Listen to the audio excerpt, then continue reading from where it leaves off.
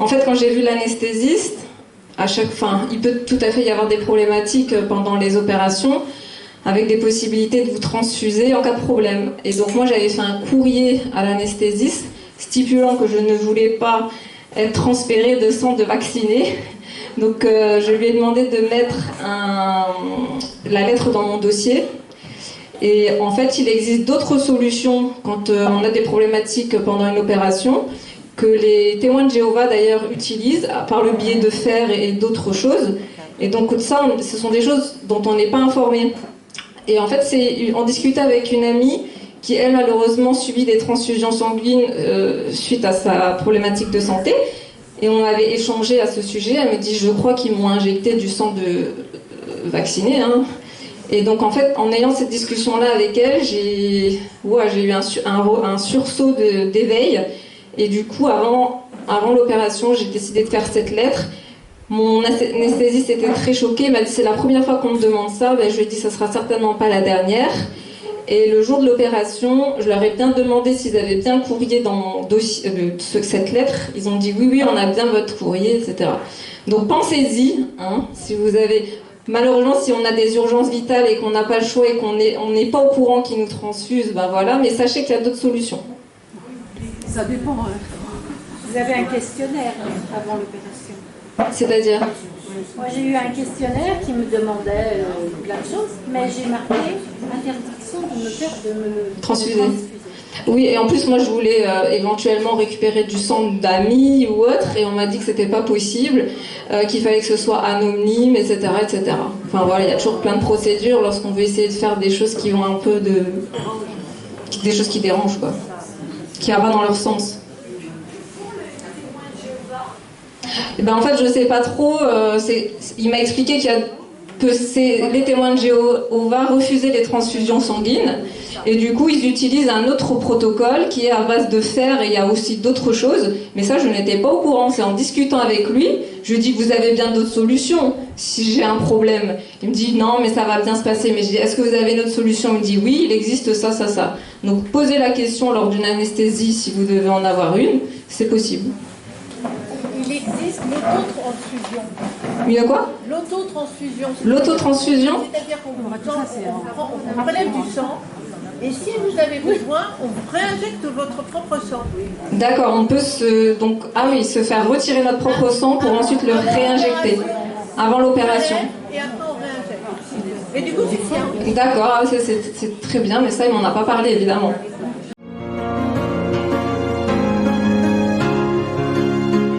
Voilà, c'est un choix personnel. Pour l'instant, je ne souhaite pas discuter de ce sujet-là en public. Voilà. Mais c'est très compliqué, il faut savoir, de porter plainte contre eux. Ils sont très protégés par rapport aux lois qui avaient été mises en place par le gouvernement. Mais bon, on n'a pas dit notre dernier mot, j'ai envie de dire. Il y a toujours des failles, ils ont mis en place tellement de choses à la va-vite qu'on peut toujours trouver une faille pour pouvoir poursuivre... pour avoir des poursuites juridiques derrière.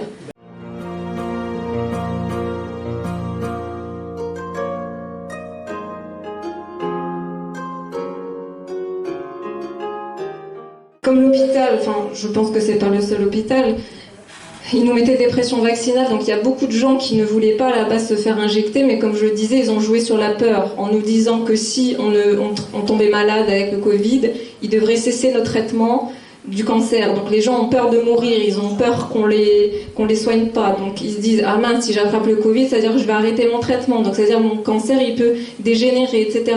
Donc il y en a plein qui se sont fait injecter, mais au final on constate qu'il y a de plus en plus de cancers, une hausse des décès. On remarque d'ailleurs que l'INCa, l'Institut National du Cancer, n'a pas mis à jour ces données depuis 2018.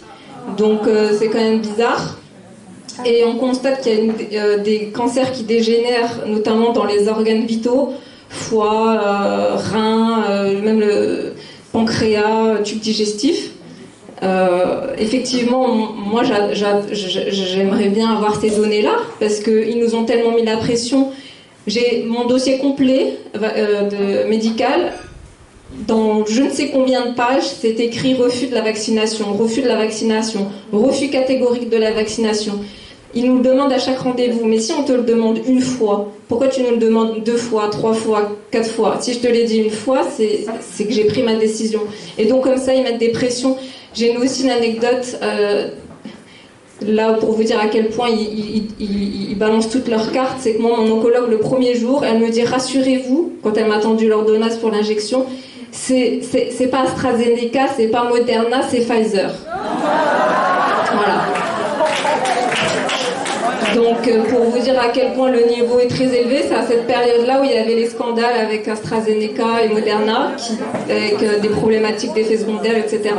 Donc, les données, je les ai pas, mais je les attends. Parce que moi, je veux voir, puisqu'ils ont noté dans notre dossier médical qu'on n'était pas injecté, je veux savoir qui est décédé suite aux injections et qui est encore vivant ou qui a réussi à s'en sortir de la maladie suite à la non-injection. Mais bon, je ne sais pas si on aura les données. Voilà. Si déjà l'INCa n'a pas mis à jour ses chiffres depuis 2018...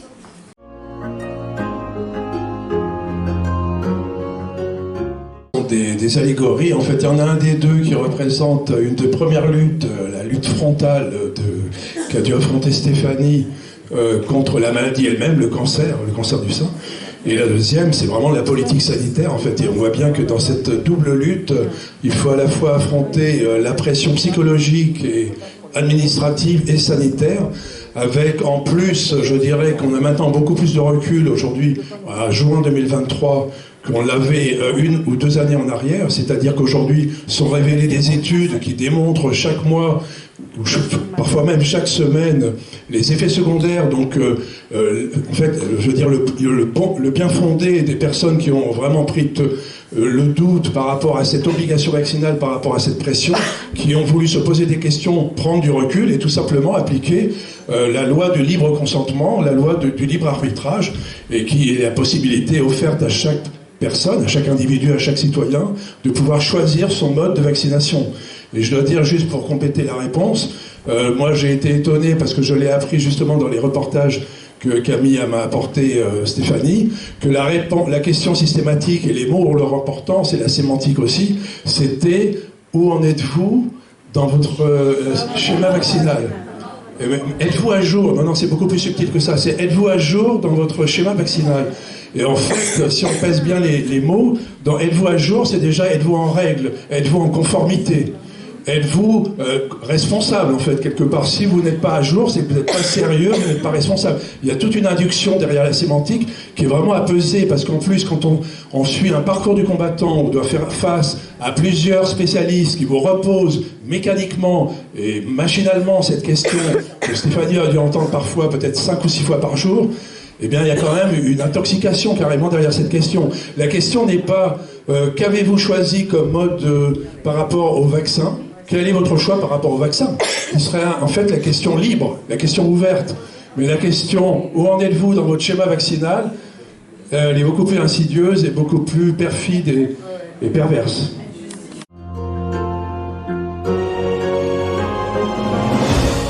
Noté, effectivement, il y avait 2 parties dans ce film. En fait, au début du projet qu'on a élaboré avec Stéphanie, je souhaitais quand même me démarquer du pur documentaire. En fait, je voulais éviter de faire un documentaire pur qui serait une collection, une agrégation de plusieurs reportages.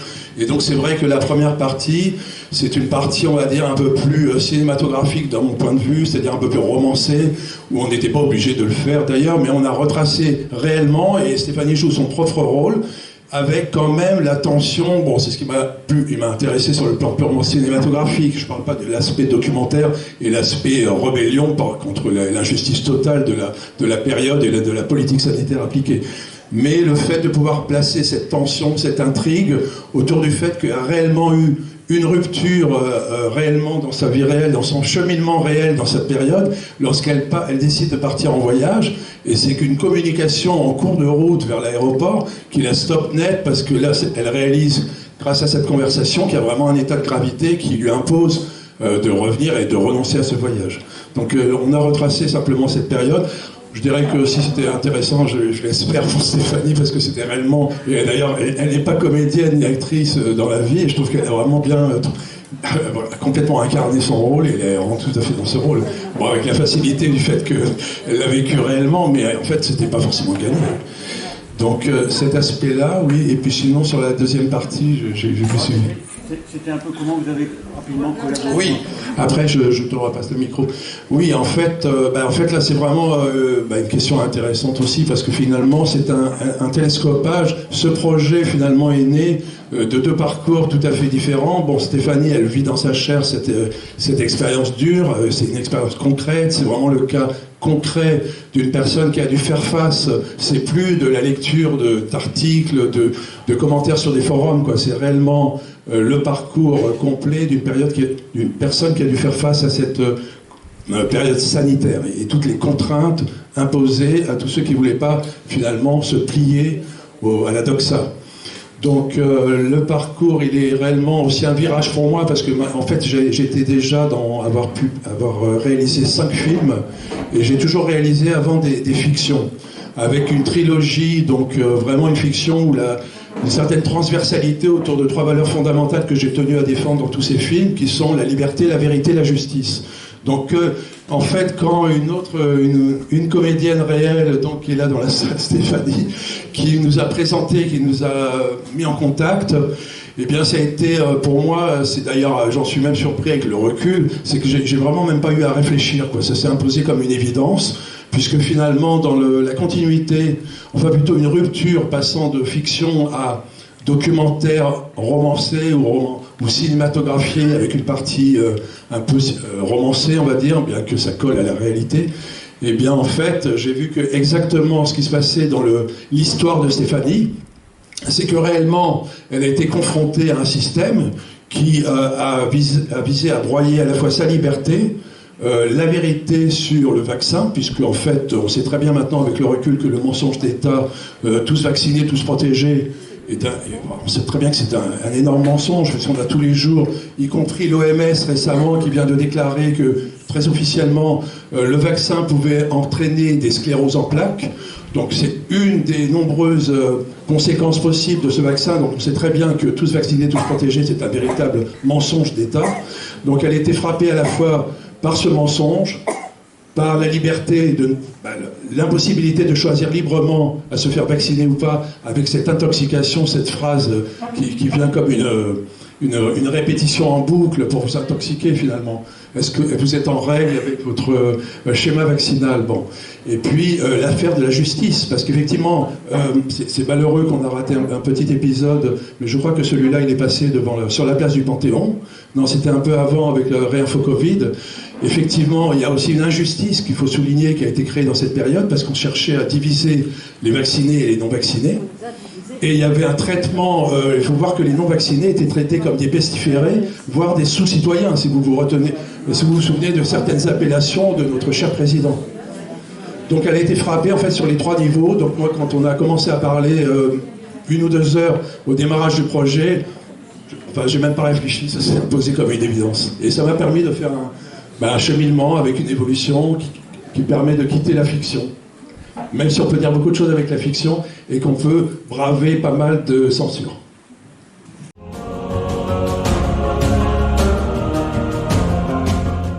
Bon, moi je suis une convaincue des médecines douces, donc moi je considère que les médecines douces m'ont effectivement beaucoup aidée parce que ils m'ont évité les effets secondaires liés au traitement.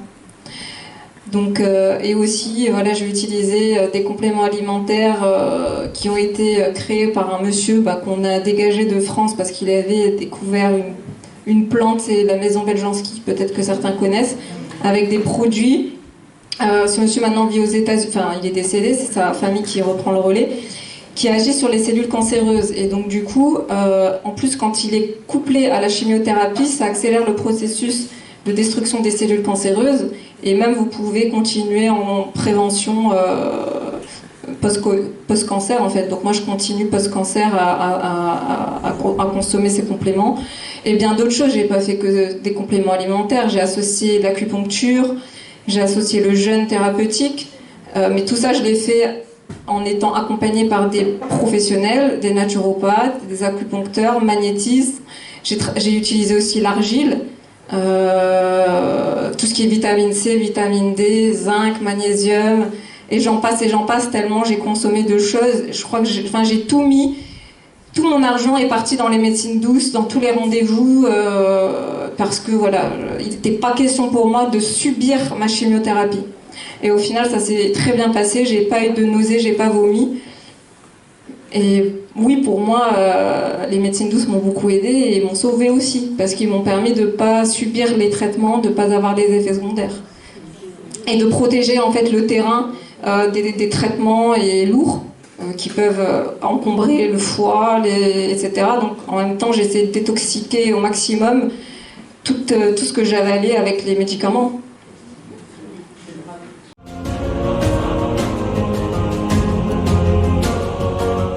L'idée, c'est on a plusieurs pistes en fait. Évidemment, on est déjà en pourparlers avec des cinémas qui sont en province, parce qu'il ne s'agit pas de viser uniquement la région parisienne, donc la banlieue parisienne bien sûr, mais aussi des cinémas de province. Ici, on ne va pas les citer pour pas leur apporter les foudres, mais c'est déjà des cinémas qui ont fait passer des films dissidents comme Suspendu ou d'autres, ou Le Monde d'après. Donc en fait, ils sont ouverts, hein, même s'ils sont en lutte.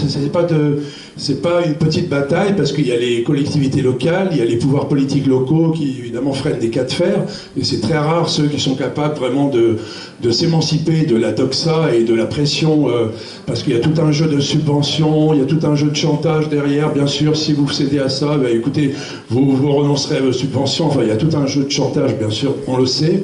Et donc on va aussi développer une autre piste, ben, c'est effectivement dans des espaces privés, c'est pas forcément des cinémas, c'est un peu comme ici avec l'espace Michel-Ange. On peut aller, on a d'autres espaces où je suis moi-même allé pour donner des conférences comme les Miroirs de l'âme.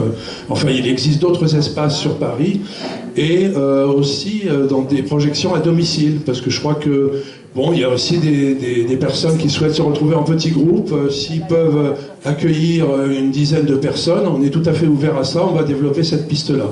Et quatrièmement, je dirais, pour ceux qui ne veulent pas trop bouger ou pas trop accueillir chez eux, ce qu'on comprend tout à fait, il y aura évidemment la diffusion du film sur la plateforme Vimeo. Et on veut un DVD.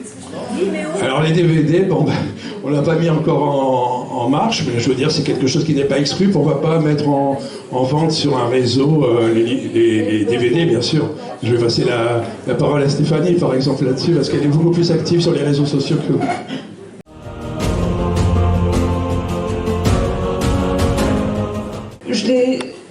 J'ai perdu tous mes amis d'enfance. Là, dans le film, je l'explique un peu gentiment, parce que voilà, mais pour moi, je l'ai vécu comme un abandon, en fait. Parce qu'il n'y a personne qui m'a soutenue dans ce combat, en fait. Quand j'envoyais des messages pour expliquer, voilà, on m'a traité de parano, ou le jour où j'ai été refusée de soins, j'avais pas de retour, personne ne m'a fait un message pour me dire j'ai visionné ta vidéo, ou tous les interviews que j'ai fait, parce que j'en ai fait beaucoup. J'ai zéro soutien de mes amis d'enfance. Il me reste des amis proches, sur une bonne dizaine très proches que j'avais depuis le collège-lycée. Ben, zéro. Il me reste des personnes que j'ai rencontrées plus tard. Ben, Damien, qui est là, qui a posé la question, et une amie de fac. Et tous les autres, ils étaient tous injectés, donc ils ne comprenaient pas pour eux. Limite, ils étaient en colère contre moi, parce que c'est moi qui respectais pas les règles, et c'est moi qui provoquais, en fait. C'est moi qui cherchais, et après je venais me plaindre. Et effectivement, j'ai pas voulu tricher, parce que il n'était pas question pour moi de faire un faux. J'avais mes convictions, il était normal d'aller au bout, même si ça crée beaucoup de difficultés dans la vie au quotidien, mais il n'était pas question que je cède à leur chantage. Et pour moi, venir avec un faux, c'était en fait tomber dans le vice de leur truc et d'accepter les conditions, même si c'était autrement, mais c'était finalement rentrer dans le système. Donc j'ai préféré... Je me suis dit, quitte à même arrêter mes traitements, je préférais arrêter mes traitements que de pas faire comme moi je le ressentais, en fait. Voilà.